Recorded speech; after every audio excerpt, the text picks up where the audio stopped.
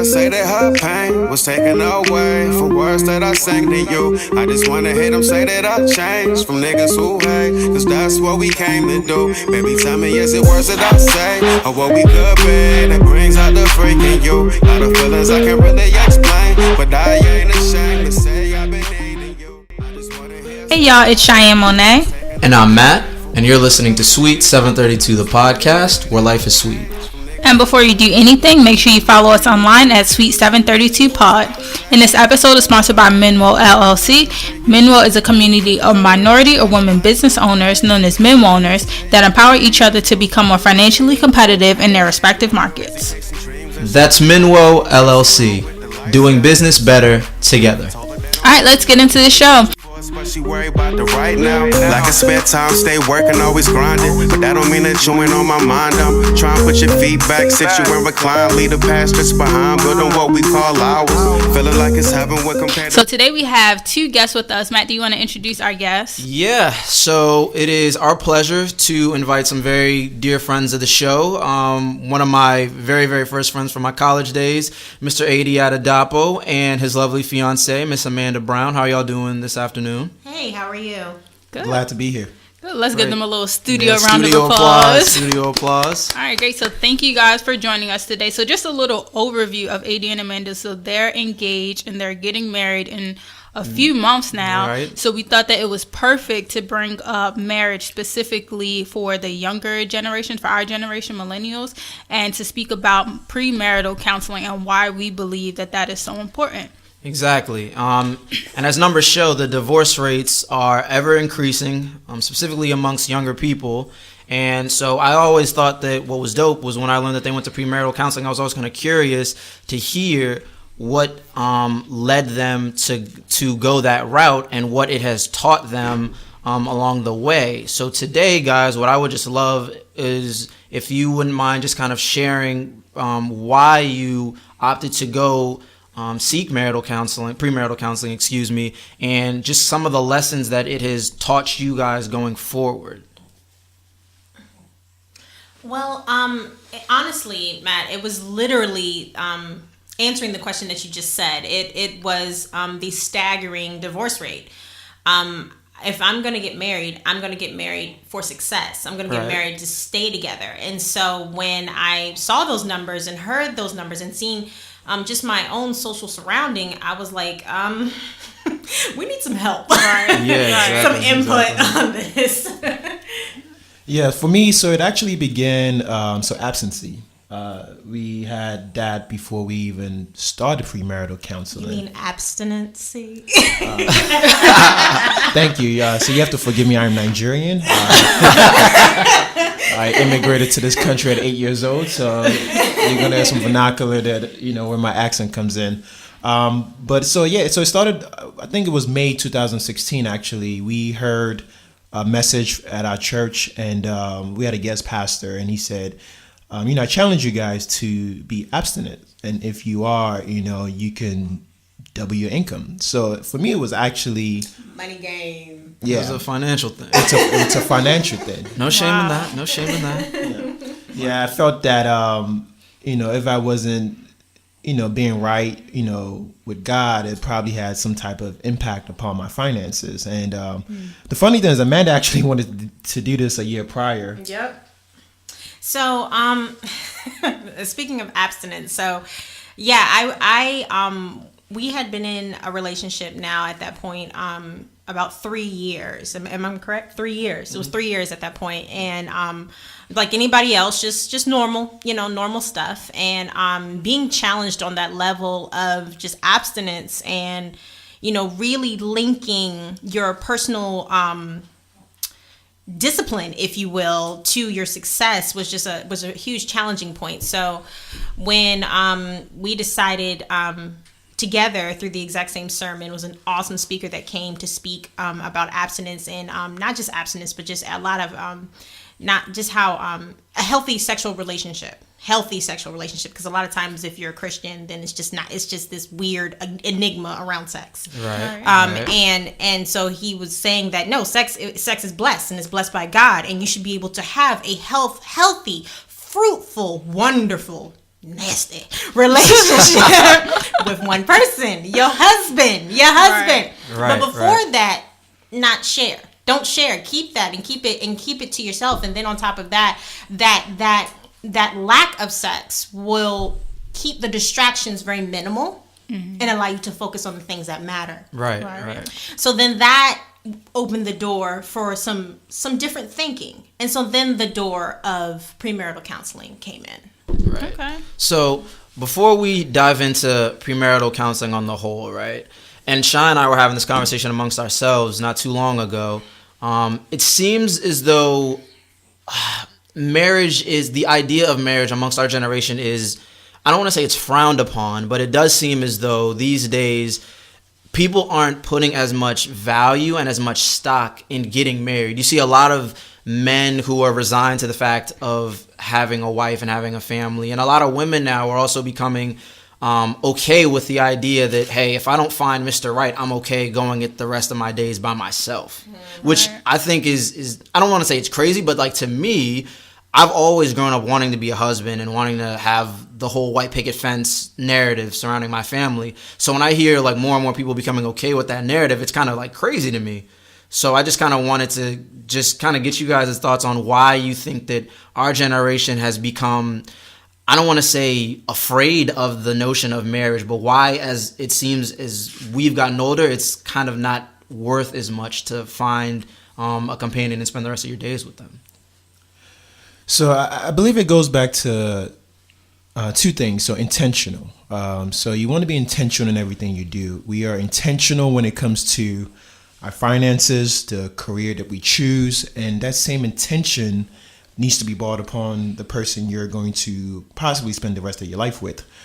Because this person can actually either build you up or break you down. So it's actually one of the most important decisions you're ever going to make in life. And the second thing is delayed gratification. So if you do everything that is supposed to be meant for the marriage outside of the marriage, when you get to the marriage, it's not a shift. You know, so it's, okay, I've been boyfriend and girlfriend, now I'm married, but there's no shift. Right. But like you said, like Amanda said, if you're keeping yourself and you're, and you're going in your own path, and not doing the things that the marriage is supposed to have, then there's an excitement that you're looking forward to or something. And, it makes the journey more adventurous. And going back to Matt's previous thought, I think why a lot of young women and men tend to be okay with that ideal, and I'm just going to speak purely from personal experience. I was one of those girls, women actually. I'm independent, I'm strong, I have my money, and I'm good. If a man shows up, then great. If he don't, good. Either way, and it comes, and honestly, it comes from that space of what you saw before. We are creatures of habit, and I'm purely going to speak from an opinion, from the personal perspective, because everybody's experience is completely different. But a lot of times we grew up in homes with one mom. We grew up in homes with one dad. And so you are who you associate with. Sometimes you will do the exact same things that you see. And so you see that mom held it down by herself and she was good. And then on top of that, the guys that stepped in her life weren't that great. So why am I going to put myself through that? Exactly. And then there wasn't that opportunity for a healthy conversation with your mom about men. Right. There wasn't that healthy conversation with your dad about being that woman for a man. Or, where was the conversation about marriage? Where was the educational outlet to enlighten me and let me know how to be that woman? So that's where, again, it just goes right back to premarital counseling. Ooh, my hat. It just goes back down comes back to premarital counseling. That was the learning opportunity, because it didn't necessarily come from my mom. My mom taught me how to be a woman, but she didn't teach me everything to be a wife. Right. That's real. All right, so let's just go into some of the topics we wanted to just pick your brains on to see if you guys discussed this in premarital counseling and what you got out of it. Mm-hmm. So, managing money. I mean, you guys have already mentioned, like, you want to make sure that your finances are in order. So did you guys talk about that before you got engaged? And then once you got to premarital counseling, how did those conversations change? So So finances is one of the topics that we did, and I sort of come from a traditional school of thought that the man is the provider, and a woman should support. Not that is the man's responsibility to provide. Be careful now. Be careful. Be careful now. So I remember this clearly. We had a diagram. It was actually a blackboard, and we drew all the numbers. And it was, what is your monthly expense what's your monthly expense every month? And at this process, I was in the process of buying my first house, and the counselor said, what are your expenses? What is your future wife's expenses? And if she wasn't to bring a dime on the table, would you still be able to cover all these bills? Because the biggest thing is, as a man, I am telling this woman that I'm gonna take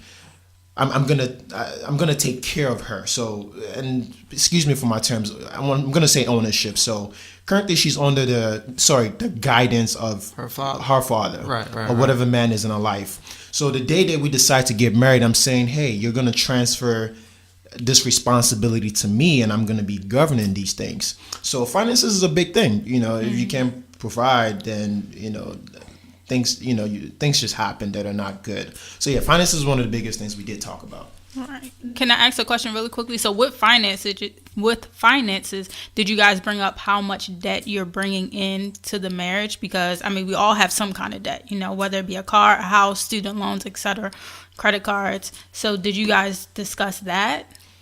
Yeah, so in the class, so he's talking about two different opportunities here. So there was two things we did.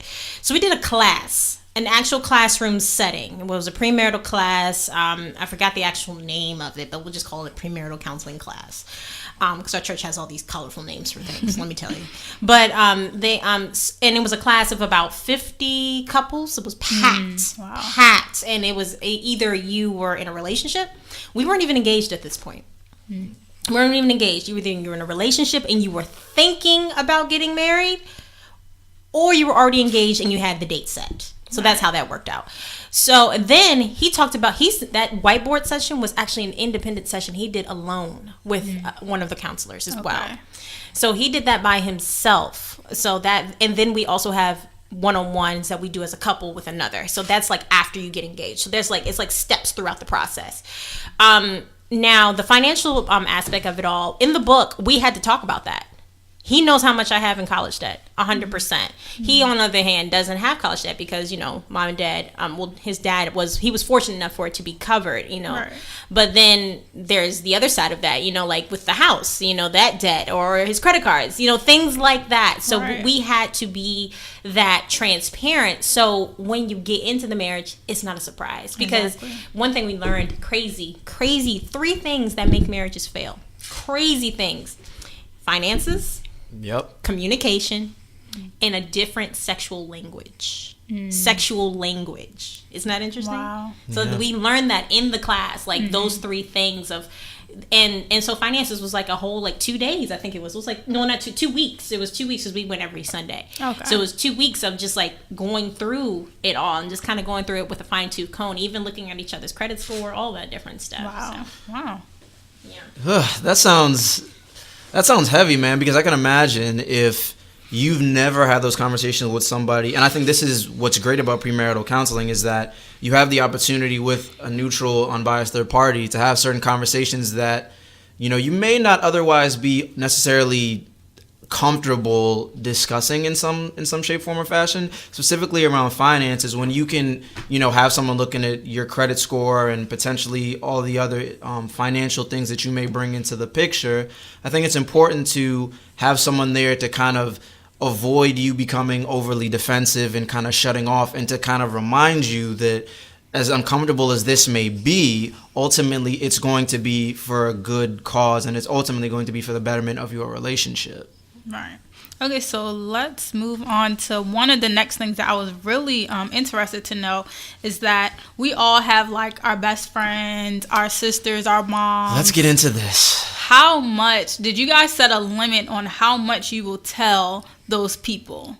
Because from what I've heard from different situations is that if you tell someone too much, usually we confide in people when we're having a bad day, Exactly. or like, oh, he's getting on my nerves and I just need someone to vent to. But then sometimes your family, they'll have that stigma of that person and they'll always remember the bad things because you're not telling them all the good things. And that's especially pertinent to your most loved ones. So take, for example, I imagine if you were to tell your mother, say AD's getting on my nerves, mom, this, that, and the third, and you say that not every day, not every week, but you say that often enough so that every time your mom hears AD's name, she associates AD with giving you a hard time. And if AD were to say something about you to his father, then every time it's Amanda, it's Amanda's this and Amanda's that. Right. And we, like Shai mentioned, we don't often go out of our way to praise each other when we are doing things that make that other person's life easier. Well, we might praise each other internally, Right, but we I'm might sorry. not let other people know all the Exactly. good times. Exactly. So did you guys set a limit on how much you will, talk to your family and friends about things like that? So yes, we learned that one early. Very, very, very, very early. Way before, I'm talking about year 2. AD is a very private person in general. A very private person in general. That he is. So I remember one time we got into a fight. We got into a fight like any couple does, right? And so I, of course, who did I go to? I go to my older sister, and I'm rapping to her. I'm going through all these different things, just verbatim how the conversation went, and that, and the whole 9 yards. And then, I go back to him, and he's just like, well, who did you tell? And I'm just like, oh, I told my sister. He's like, why? Right. Why? And he said something so profound. It's between you and me. Now, some people may take that as oh, he's trying to guard you, or he's trying to hide the things that are bad, and people can provide a different perspective. But when it's you, our pastor said something so profound one time. You probably remember, Miss AD. Your marriage needs to be protected. At all times, and even when things are tough, and those outlier people, even though they may have the best of intentions, they can accidentally plant seeds that don't need to be there. Right. They just don't need to be there. So if you get through premarital counseling, through marriage counseling, through having people who are objective, the right people in the mix of it, you guys need to learn to have the tools to work things out amongst yourselves. Right. But outside of that, no, it is a no. Full time, there is no limit. It just does not get shared. Period. And I mean, the only time I personally think that it should be shared is when someone's being hurt physically. Right. Abuse of some sort. Then of course, you need to shout to the hills. Yeah. Snitch. Right. And would we say that that's where I think the thing that I've always been interested to learn about, right? And I've been trying to wrap my head around this sort of idea, right, is that there at some point comes a bit of a transition between a girlfriend and a wife. And I think to your point, Amanda, is that when you start to really understand that, as close as sisters can be, and when I say sisters, I don't mean necessarily because they're kin, I mean just close-knit circles of women, and for guys, close-knit circles of friends. As close as we may be, there does come a point where it's like, I love the homies to death, but certain things that happen between me and my girl are just none of their concern. Be them big or small things. They're just, at some point, it's just we just don't need to be talking about it. Right. Yeah, so I think the biggest thing is that you're able to forgive the person way easier. So we can have a fight, and in the next 5 minutes, I can go back and I can apologize for my actions and things that I did. But with your mom, she's not going to see me apologizing, So I think the biggest thing is with the couple, you're able to forgive quicker. Whereas with other people, when you tell them, they're not seeing the other side of your person, or your partner. So that's why, I like to keep it between us. Now, what you do is you find a constructive outlet. So you find, for me, so my biggest thing is anything that I want to be in life, I find men who are those things. So I want to be married. So what I did was, actually, Amanda encouraged me to do this. I have a small group of men in my church, and on the first Saturday and the third Saturday, we go to the small groups. And every time I have issues, instead of it talking with my friends, I talk about it with these men. And the reason why is that we all are at different stages in life. So I can't, at this point we were boyfriend and girlfriend, but I knew that I wanted to take it to the next level with this woman. And at that point, most of my friends were not at that stage. So the fights, conversations that we would have, I needed to take it to a different sets of group that did not know her, that wouldn't judge her, because they could give me a more objective answer. Right. Right. Wow. And I think that's also really, really important, right? Because when you have friends that know your business, like you said, AD, like you can forgive your significant other for an argument relatively quickly, because conflict is always going to happen in relationships. But when you tell other people, then that adds in their opinion, and then they want to compare how they would have treated a situation. And then whether you want to admit it or not, the pride and the ego comes into the fray. And now you almost feel like you have to make that other person suffer to please these people that are on the outside of the situation. Right. Exactly. And so let me jump into something that I was thinking about. Conflict on the greater scale. Did you guys get a greater sense of what would constitute healthy conflict and healthy dialogue versus things that are unproductive and unhealthy? Did the class kind of give you an understanding of that? Because I think a lot of people are averse to arguing, and they think that the less arguing, the better the relationship, and that's not always the case.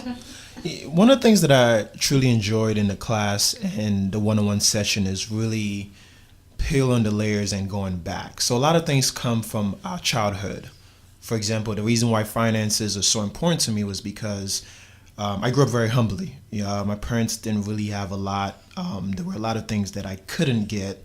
And I'm grateful for that, right? Because it's helped me become the man that I am today. And as I start to have my family, there are certain things that I want to be afforded towards them.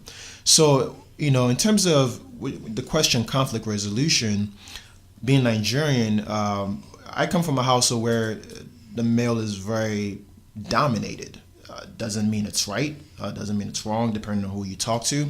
But that had a dominant. Right? Dominant. Okay. Yeah, sorry. Yeah, dominant. Again, remember I told you about the vernacular, guys.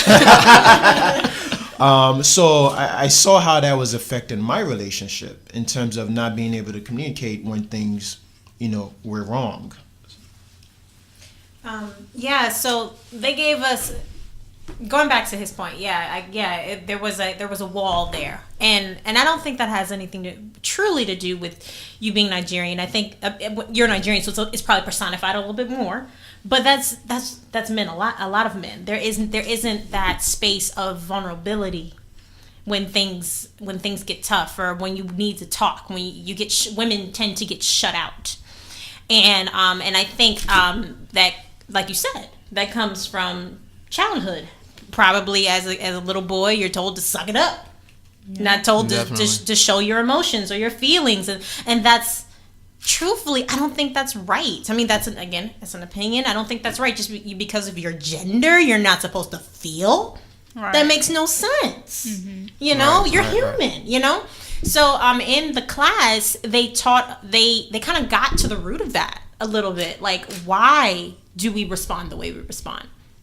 Because our actions are outcomes, but it's like, what's the why behind the what that comes out? What we did this exercise. Oh, do you remember the triangle exercise, or was you, me, and God in the middle? Remember that? Yeah. So we did this exercise, and it was a triangle, and at the peak of the triangle was God, or whatever your belief system. We just happen to be Christians, but it was God, and then on the left side it was me, and on the right side it was AD. And if you took one out, or if you pulled one away, it was unbalanced. It was completely imbalanced. And what to say all that is to say, one, we keep Christ in the middle of our relationship, and then two, outside of that, the tools that they gave us, it gave us this ideal of why we responded the way we respond, and learned compassion, learned to compromise, because everything just doesn't require a response. I know as a woman, especially, I'm going to talk purely from experience, I'm quick. I'm quick to say what's in my mind. I'm quick to call you out on your mess. It's not right. It's injustice. I'm quick to say whatever it is.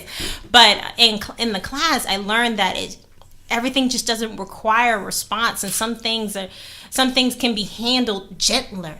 Some things can be handled with a little bit more compassion and kindness, and you tend to get your response across a lot easier. Yeah, so one of the biggest things was like one of the things that we learned was writing your feelings down, because in the heat of the moment you're going to say things that are hurtful because you're hurt and you're running on high emotions. And when you write it down, you truly get an opportunity to process your feelings. And sort of a rule that we've made up is to never go to bed angry at each other. And no name calling. No name calling. That's a big one. Oh, no cussing at each other. Yeah, no cussing at each other. Because you should be smart enough to be able to articulate how you feel. Oh. And the last one was, resolving every issue within 24 hours. But it shouldn't even get to 24 hours, right? Because you're not supposed to go to bed angry. So, these things we practice. And the thing that I even find that is more, I guess good is that you tend to even apologize quicker. You don't even allow it to go towards that night, because the quicker you can get over the problem, get over the fight, the quicker you guys are back just loving each other again. All right. Wow. That's deep. Very. That's deep. Very. Okay, so can we switch to a different topic, still about premarital counseling, but I'm assuming you guys want to have children eventually. Yeah. So I'm assuming that you guys discuss your parenting styles and how you plan to parent your kids. But I'm always interested to know if people discuss what they will do if they are unable to have kids. Did you guys discuss that? Because there are obviously many options, adoption, in vitro, all that stuff. So did you guys discuss that, or, what your options could be if that potentially happens? Honestly, no. I'll just be honest. No, we haven't really gone that deep. I know it's one of those things that kind of hover over your mind, right? Just like, and I think that's why I wanted to know, because I feel like that always kind of like sits on me, and I just watch like a lot of random TV shows, and I see these people who are unable to have kids, either for the woman being infertile or for the man. It can go both ways. It can. And I just see how it can really hurt somebody if they haven't thought about that, or it's like they haven't really. They aren't able to communicate with one another to process that together. Right. Or like in the case where it is so unexpected, I could see how it is problematic when, say, the man is having complications, and then the woman's like, well, I wish I would have known this before, because so on and so forth, and obviously vice versa. But things change. That's the thing. Like, you can be fertile today, but we get married tomorrow and we don't want to have kids for another 5 years. Things could change within that time frame. And I think like that communication during, if that was to ever possibly happen to someone, that communication really does change a relationship, because that really is like that's a big moment, and a lot of people don't know how to communicate that with one another. It either can bring you really close together or it can tear you apart. Yeah. So my mom, she was told that she couldn't have children. Now she had 3. Mm-hmm. So it's one of those things. Like I've always had, and actually my older sister was told she couldn't have children either. Wow. By a doctor. She has 2. Wow. So it's always been, and I'm gonna go pure faith here. I mean, again, this is my opinion, but it's always just been one of those things. Like if God wants me to have them out, then my womb will be open. Right. But and I think one thing, and you can correct me if I'm wrong, AD, but I think that one thing that we have put a lot of value in is in us. We put a lot of value in us. Like it's kids don't make us. Right. Like I see that sometimes with relationships and marriages, that like sometimes they'll have kids as a last resort, right? And then say that kid doesn't come, then we're done. Mm-hmm. So we see children as, and they're beautiful and wonderful, they are, but they don't make us, because they're going to be here for about 18 to 25 years and then they're going to be gone. And then what's going to be left? Right. us. Right. So we have to make sure that we're good. So it's children, and again, an opinion just for me. Children to me are like the cherry on top of the ice cream. Okay. But the ice cream and the sundae, doesn't make it. It doesn't make it. Right. It doesn't make it. And if they come, if there's that point where I'm not working or he's not working, then we're probably gonna have to work through it. Because I know there's going to be some sort of emotional there. I know that. I know myself. A feeling of incompleteness or something like that. But I mean, but we have us. Right. That is as long as I don't lose my best friend. Exactly. That's huge to me. You know. So. Well, yeah, that's real. That's real. I mean, I think that communication is like so key, and like I said, I really feel like that can make or break a relationship. And making sure that communication is there from the beginning. And just like you said, being happy with the person that you're with so that if it is only you two, you're good, So that's really good. Right. I think the thing that I feel I'm learning about the two of you as I hear you talk about it is that experience further solidified your bond in each other. Because at the end of the day, you realize that it's about the two of you guys. Right. And I'm sure, and I don't know if you guys want to speak to it, but I'm sure that after going through that, your bond together only grew stronger. Right. And the thing, go ahead, AD. Oh no, yeah, I was going to agree with you. And I guess the thing with counseling is it's not a one and done thing. It's something that you do continuously. You're always seeking help. You're always finding new ways to understand your partner and love them, because you have to realize the same woman that I met at 22 and now at 27 is completely different. She's going to have different needs, different wants. So I always have to continuously learn how to adapt and love and, grow with her as we embarking on this journey called life. Right. Yeah, that's real. That's real. That's good that you mentioned that always getting counseling or always seeking help throughout your relationship. Because I think that's one thing that I've heard from people who I work with, my coworkers. They tell me that, people who have gone through divorce, they either say they wish they would have done premarital counseling or they wish they would have continued counseling and not just always thinking that, what they believe is best. Seeking assistance and help when need be from other people is always good, as long as it's the right person, of course. But making sure you're always getting help is great. So, one more thing that I wanted to know was just dealing with the in-laws. Did you guys discuss that? The amount of time that you will spend with each other's families and how you'll balance that to make sure that it's fair and also, you're getting to see each other's family on holidays and etc. Did you guys discuss that? That's so crazy. So, we it's in the book that we have. I wish I brought it with me. It's in the book. It has the book we did, and I'll send you a text or something to let you know the exact title of the book. But it has those questions to the details. Wow. What holidays, how long, how many days, the whole 9 yards. But we have a system, and you need one, and you need to stick to it. Okay. We have a pretty solid system.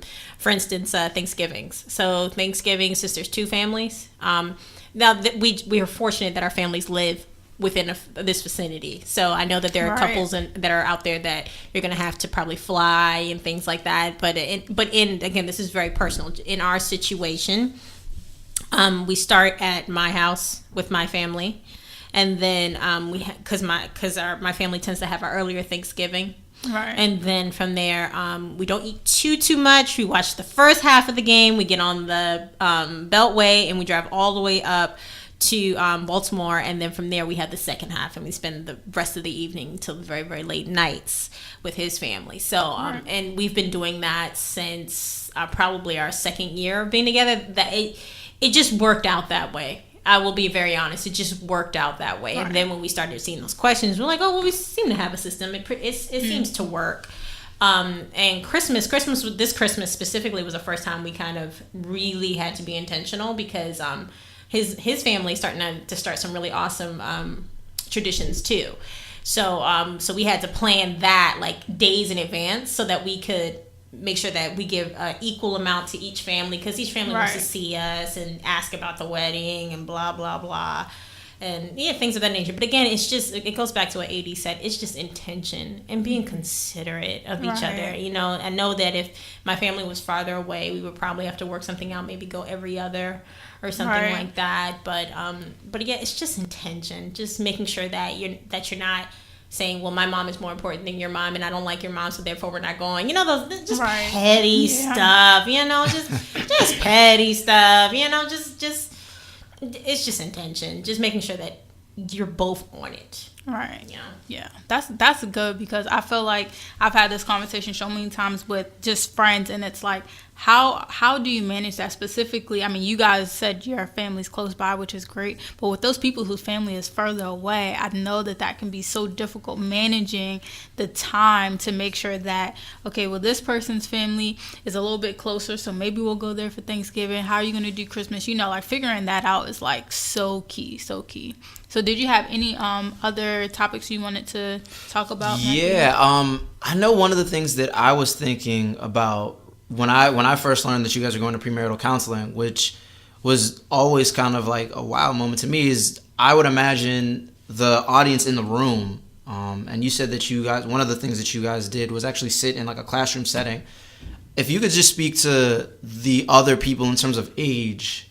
Was this class, I'm guessing, was put on through your church, so I'm going to assume it was primarily African Americans that were in the room, or was there a few other racial groups that were? Yeah, it was primarily African Americans, and the age group was very diverse. You saw people who were getting married the first time to maybe the second or third, people who had joint families, so one partner had kids, and they were trying to combine the family. So it was anything that you can possibly think of, you saw in there, and you got a range of topics, and you were just able to kind of get a diverse view of what marriage can be, how it's shifted, and it was very diverse. Wow. I would be interested to know those people who they're working on their second or third marriage. Right. I'd be interested to know why the first marriage didn't work, and if now this is their first time seeking premarital counseling, if they didn't do that the first time around, and if they're like, I regret not doing that, because I've had that conversation with some of my coworkers, and they're always like, why didn't I do that? That was the one thing that I would have changed, because if I would have had it, I probably would have never got engaged to that person. So that's kind of real. Yeah, the heart wants what the heart wants, though, I feel. Yeah. Do they give you in the course an understanding of how to navigate the waters between logic and emotion? Ooh, because I feel like what happens, and especially I ask the age question because if it is designed to catch a specific age group, I feel like a lot of people that do decide they want to get married at a young age, they get married without truly understanding the difference between your juvenile relationship and a full-on adult relationship, which constitutes a marriage. And I feel as though sometimes when you don't know that and you're not prepared to handle all that comes with it, that's what can ultimately result in these high divorce rates that we're seeing. So did they kind of give you an idea of saying, this represents an emotional decision, and this is in the better for our relationship? And it just came to me what the name of the class was called. It was called Prepared. It just named me. So it was called Prepared, and the really cool part was that, like I said, it was about maybe 40, 50 couples. As the class ended, it was 12 weeks. 12-week class. As the class ended, the room got thinner and thinner and thinner. Wow. And I remember his name is Pastor James Marshall. He's the one that leads the class. He actually leads all the premarital and dating courses as well. But he went into this thing called the emotional cliff. And he talked about like how some of the decisions that we make, how it can be an emotional decision, And as we get more pent up in our emotions, how we'll begin to roll down the emotional cliff. And so he used that imagery to stay on top of the cliff and sort of look down at the impeding emotions that are coming. And also in the very beginning of the class, he talked about what we were going to go into and kind of opened the door like, hey, like he's very honest. He's like, look around the room. Some of the people you see in this room might not be there towards the end of the course because we're gonna go into some things that are gonna be uncomfortable. And I'm telling you, a lot of those times, some of those conversations at the end of the class, driving home, we would have some like really strong conversations. Not so much arguments because we had some more tools, but we were starting to really hear each other out and create a really dialogue on like how we really thought on some things. And that was the difference maker between a I love you relationship, or which the pastor calls it a love relationship or love marriage, because a lot of people just get married for love. Right. And the actual thing, the real thing, because he was like, marriage is not just I love you, let's get married. It's not that. It's the merging of two families. Right. It's the merging of two identities. It's a lot of different things that go into being, married. So yeah, he broke that down. AD, did you perhaps want to speak on something that it taught you in terms of like how to navigate between those two things, emotion and logic? Because I feel like as men, we're logic by nature. Yeah. And the stigma is that women are emotional by nature. So it's like fire and ice. Be careful, man. Yeah. Allegedly. I'm speaking out of alleged. It's funny. I think men are just as emotional as women, and sometimes even maybe a little bit more emotional. It's just that women understand or have the tools to be able to communicate and comprehend those emotions. So for me, what I do is I either write it down on my phone, how I'm feeling it at that moment, because once you write it down, you see it, you're able to analyze it even more. And once you're able to process it, you take out the mean things that would, cause harm to your partner, because the goal is not to cause harm. The goal is to get your point across. And there's an effective way to get your point across without saying the mean things associated with it. So for me, it was just taking a second to pause, writing down those, feelings or thoughts of how I was feeling, taking a second glance at it and, correcting some things in it, and then going to her and processing the information. Right.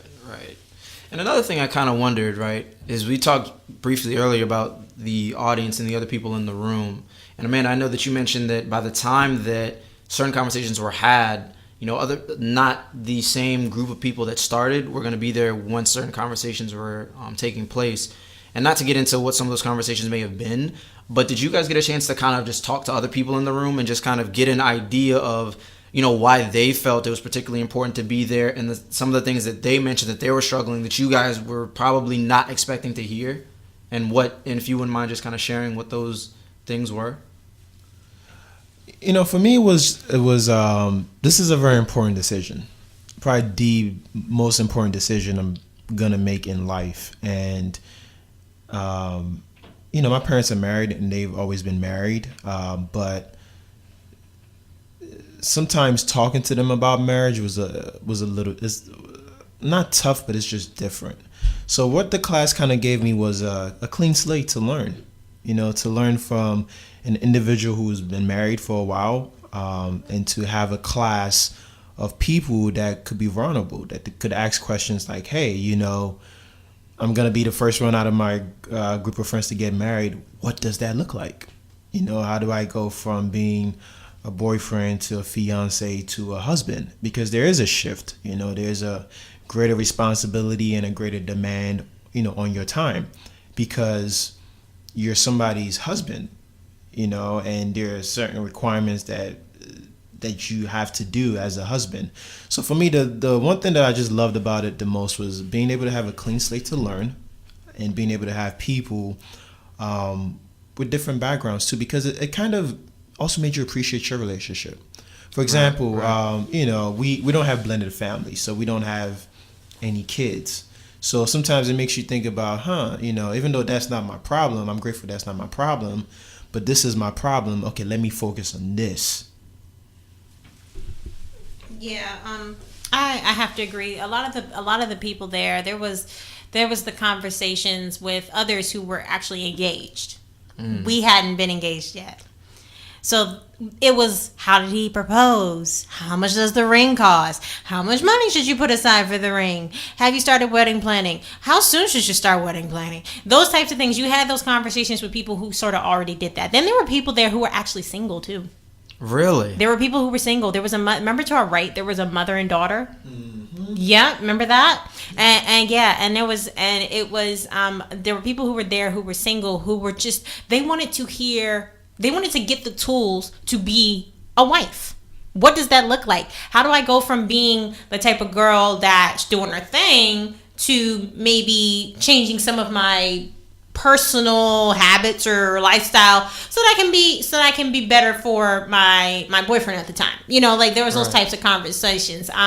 There were people who were married who were going back for a refresher. So that was really cool too, because then we used to have a conversation with I'm one of the ladies that the couple that sat in front of us. They were married and they've been married for a while, but sometimes the old habits die hard, and so you want to learn from a book and actually better ways to do things, to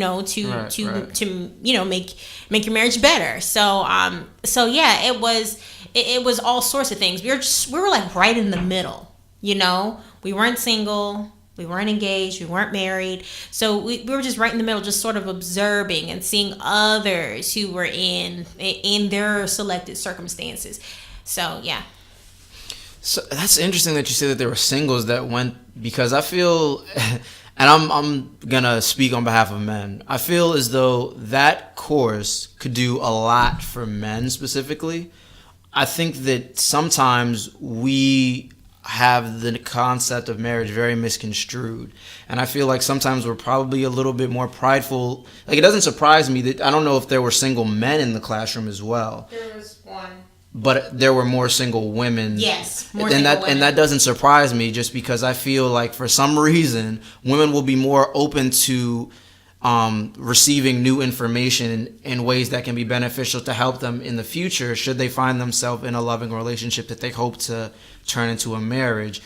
I think that it would be great for men to go, but I can't say that I'm shocked to hear that not many men. AD, would you say that it is a beneficial exercise for single men to go through? Because I think everyone assumes you have to be married to endure premarital counseling. I think it's a great exercise for all men to do. And the reason why is we as men, we don't get an opportunity to internalize ourselves. Society tells us to, be macho, to be able to handle everything. And the truth of the matter is sometimes you just don't have the answer. Sometimes you just don't know why. Right. And there's nothing wrong with it, right? Because you haven't gone through these experiences. So the one thing that I appreciate about the class is it always allows me to internalize myself, internalize my actions, my emotions. It makes me conscious of who I am and figure out, the why behind the what. Why am I acting this way? Why am I feeling, this way? And for me, it's just, I think about the family that I want to have someday. And I think about the responsibility that is going to be placed on my head as the head of this household, as the man of this household, that, I have, these people who are looking to me for direction. But I also know that my spouse is an equal partner, and I need her to, be able to see things that I'm not seeing, for me to be able to see things that she may not be seeing. So I think every man should definitely have something or have a class that allows them to slow down and just internalize their emotions, internalize themselves, be more aware of who they are. Right. And then, Amanda, for you, and I'm sure that you would agree that going to that class as a single woman, although I'm sure it probably is intimidating and it probably takes a fair bit of getting around your own ego as a single woman, I would imagine that you would also agree that going there as a single woman is beneficial, because like AD mentioned, it teaches you kind of to get around some of those misconceptions that you may go into the whole concept of marriage with. Yeah, like AD said, it is very, very challenging to face yourself. And I don't think there's any other space unless you go and seek it that you have to, other than looking at yourself in the mirror. The only time that you truly have to face yourself is with intention, is with seeking to face yourself. And then also it takes time to acknowledge that there's something wrong. You know, people will say, "Oh, girl, well, you know, you look like this. Oh, girl, you got an attitude problem on this and that." You'd be like, "Oh, well, that's your problem." You know, that you'll say that back, but as a defense mechanism. But then actually taking the intention to say, a few people have said that I may or may not have had an attitude problem. Let me seek some help. You know, you know, to actually take that intention and to go into it with an open mind. You know, like, oh dang, like maybe, you know, like maybe this isn't the best way to communicate. Maybe I don't have to say everything that's on my mind. Maybe I don't have to use my words as weapons. You know, things like that. So so as a woman going into a setting like that, it takes a lot of guts, and I applaud those ladies, because, you know, as a woman, especially a woman of color, you're told very similarly to a lot of men that you have to be a strong Black woman. Right. You know, you have to be strong and all these, and so being able to be told to be vulnerable. A man is the head of a household. Excuse me, you know, like, you know, all those, being told those things, and then, but then not just being told it, but then being told the reasons why. Because I'm the biggest feminist, but to understand like how these things, how it can make things better, and how it can be more harmonious, a more harmonious relationship. And it's not denying myself. It's not making me less than the power boss woman that I am. But both parties denying themselves and being better for each other makes a more harmonious and stronger relationship, I believe. Because I think we're better now. Better people can think clearly and do things as a team now, because we decided to take the class and learn those things. Right. So before we get, Shy, did you have anything that you wanted to? No, I'm good. I asked everything I had. Okay. So before we get out of here, I just wanted to, if you guys wouldn't mind, just going over your biggest takeaways individually and then collectively, if you wouldn't mind, just kind of sharing that with the listeners, just in closing. So for me, it was women desire love and men yearn respect. Marriage is for compromise, because it's two people deciding to deny parts of themselves, the selfish parts, for one communal goal. So that means you have to compromise and complement each other. So that was probably my biggest takeaway is being evenly kiltered and being and taking away those strong attributes of one another. My attitude, his ego, kind of putting away those things and intentionally pushing forward the gentleness and the kindness. Almost awkwardly. And then, so collectively, what do you feel like you guys took away as a unit from that segment that you felt, you know, this is really going to make us better collectively? So for me for us, we're going to say love. But the resounding thing to me is that individually we can be good together, right? If we go our own separate paths or we're doing something. But collectively we can be great. Yeah, I have to agree. It's love. I know that sounds so cheesy, but it's the truth. I mean, you will attract so many more bees with honey than vinegar. And you just gotta love. I mean, to the point that it doesn't make sense. You know, everything just doesn't require to hold feelings and grudges and things like that. I know that being in a relationship can be trying and challenging and things like that. But, you know, if you just kind of suck that up for a second and just remind yourself of the person that you decided to be with to begin with, It's love. And one probably, and you'll probably agree with this as well. When relationships go bad, remember how long it took for it to go bad. Then when things need to get better, remember how long it's going to take for it to get better. So if it took 2, 3, 4, 10 years for something to go bad, and you say, oh, my marriage sucks, and then you put the expectation of a year or 2 sessions with the marriage counselor for it to get better, then that's just unreal. Remember that it took 10 years for it to get bad, or it took 5 years for it to get bad. So give that exact amount of time for it to get good. Right. Wow. Right. True.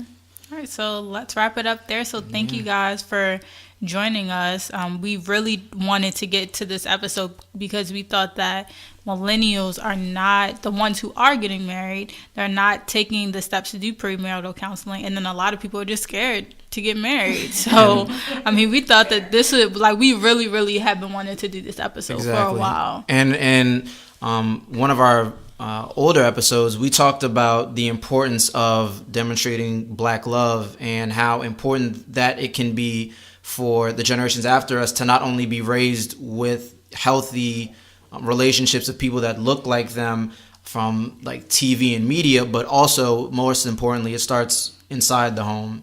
And AD, me and you have talked about this before, about the importance of having those loving relationships inside the home, because when you, and we've talked about it today, when you see that sort of thing growing up from a child, you understand what is right and what is to be expected as you grow into your adulthood and ultimately move on into your own home, and so on and so forth. Exactly. So thank you to all our listeners for tuning in. Yep, as always. Matthew, do you want to plug our... Yeah. Again, a big shout out goes out to DL for supplying the intro and the outro music that you will be listening to this episode. You can feel free to check out his Instagram, that is OT Come Up, and also check him out on SoundCloud. We'll post the link to his SoundCloud in the description of this episode. And be sure to check out his latest project entitled Lose Focus, which is available on Apple Music and SoundCloud now. All right, perfect. And thanks. And make sure you follow us online at Sweet 732 Pod. And also follow our individual pages at Miss London 2 and Matt Smalls 3. All right, thank you guys.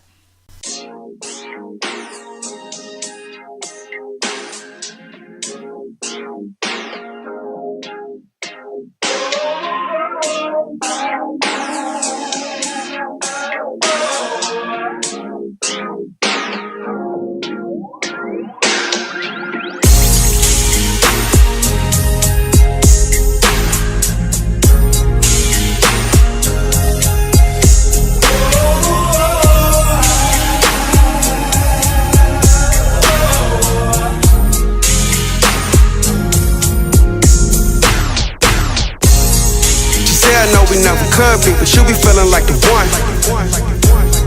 She said, I know we never could be, but you be feeling like the one. You be feeling like the one. She said, I know we never could be, but you be feeling like the one. She said, I know we never could be, but you be feeling like the one. You be feeling like the one. She saying how I'm trying to get it with the money coming clean, and it's nothing that she used to. Couple kids with baby daddy say she all about.